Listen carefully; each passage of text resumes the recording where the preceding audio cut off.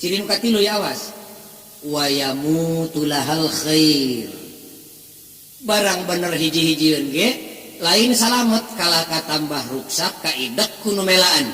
Naudzubillahi min dzalik. Muga-muga sim kuring jeung para ibu para bapak ulah kaasup jelema nu melaan bener tapi ngidek bener. Naudzubillah. Rugi 7 kali ibu. Tablek ceceleuweungan cacalawakan lain bener nu salamet tapi kalah ngidek bener. Naudzubillah. Gusti salametkeun abdi Gusti jeung generasi nu bakal datang. Tapi dah sudatullah pasti jadi na kitu. Ciri nu katilu mah jelema melaan bener, lain bener anu salamet, malah barang bener hiji-hijieun ge kaidak ruksak kuno melaan. Nini alet-aletan ka sawah di kampung rek ngaramet meresihan jukut nu ngaruksak pare, lain jukut nu bersih, lain pare nu salamet, pare satangkal-tangkaleun ge kala karuntuh kaidak kuno ngaramet.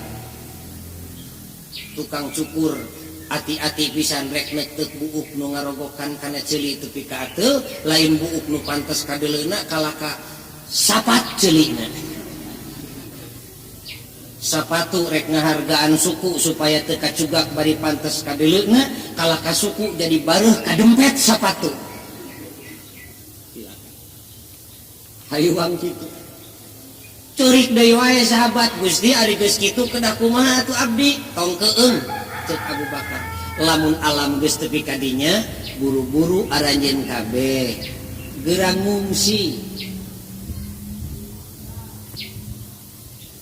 ngungsi ka mana atuh kapan alamna ge cek gamparan teu aman kabeh aya 3 tempat pangungsian aranjeun anu ku pangeran diamankeun.